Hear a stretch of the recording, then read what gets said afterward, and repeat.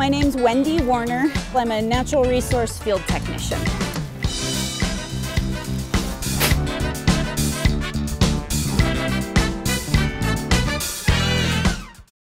So when you do a sandbag wall, you want it to be kind of a pyramid shape. So you want multiple layers. You want to start off with a nice flat base so that you can do your footer row and then stack up your wall and then a cap row. So one row isn't going to help too much. You always want the ties facing downhill. That way there's less things for the water to grab.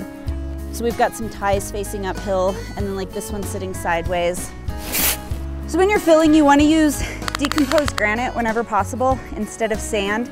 The sand is slick and the bags are more likely to slide off each other. If you use decomposed granite, you end up with rocks and stuff of all different sizes, and that helps the bags grip each other a little better.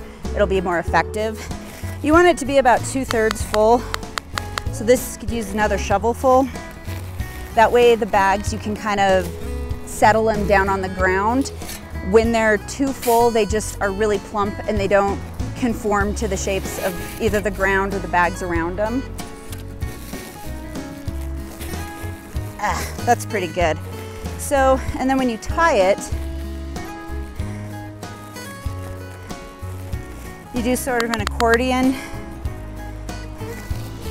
Twist the bag, and as much as possible you want to tie up here near the top.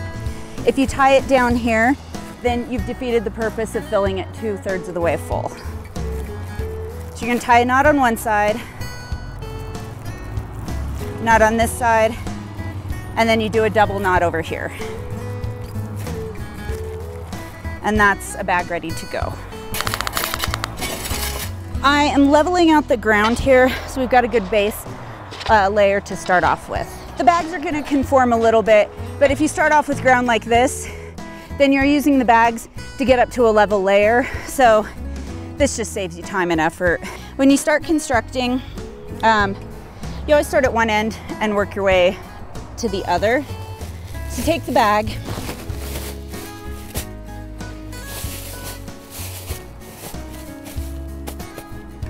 you want to get it set really well, and then you want to take a second bag and you're going to face it towards it.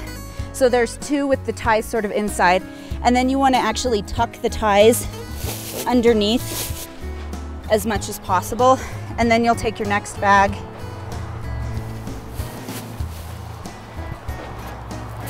set it in place and do the same. And then we're going to continue on like this for as long as you need the row.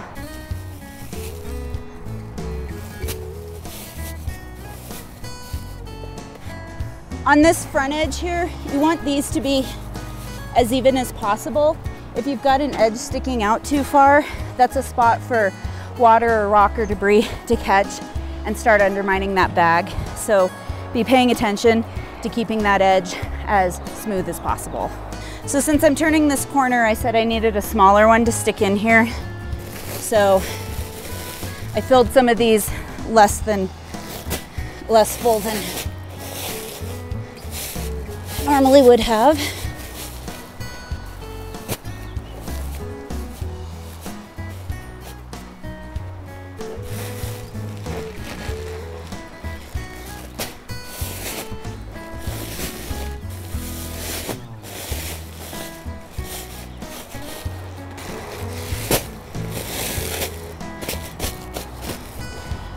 Okay, so that's the base layer. And now we'll start on the regular wall part. Again, you want these to be kind of pyramid shape.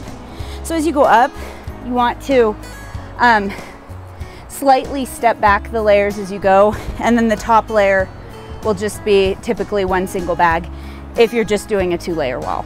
So again, you're gonna start one side, right up against there, tuck that in.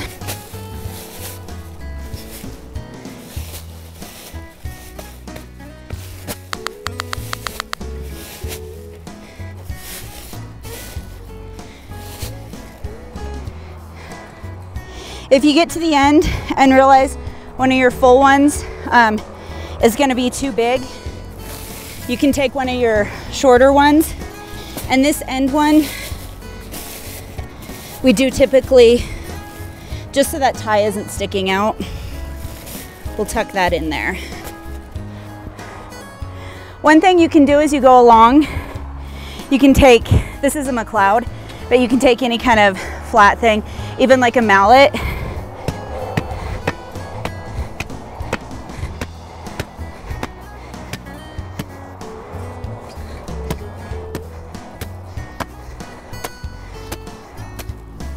And that'll help compact everything together. So then the next row will go right behind.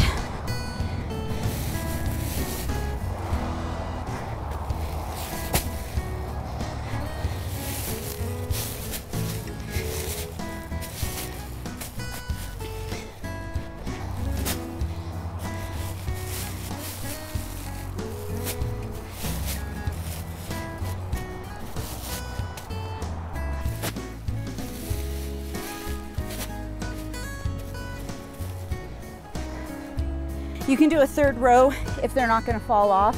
You can also do a couple of smaller ones. The other thing you can do, if you realize that 3 regular bags aren't going to fit, you can move this bag out.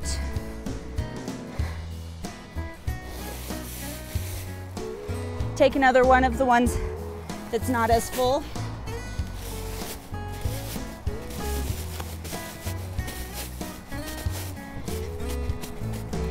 Get that down in there.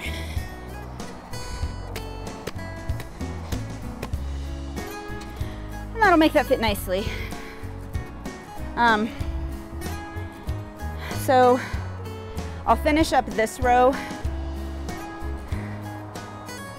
and then I'll do the cap row, and I'm gonna have to fill a few more bags for that. So I'm gonna get one more for that back corner, and then we're gonna do the cap row, which is pretty much similar to the foundation. So those ones will again go opposite of the wall. If you were going to build this up all the way, you'd just kind of keep going in this fashion with the bags going down this way. But for today's purposes, I'm just gonna do that one bag and then do the cap.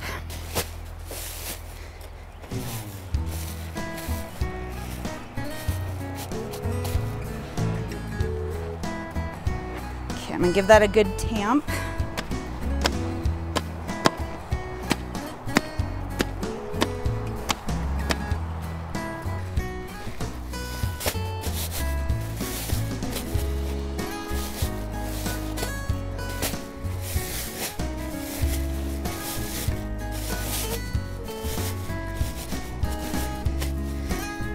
So for this cap row, it's the same thing as before. You want them lined up neatly, and this, you can set this back just a little ways from the edge if you need to.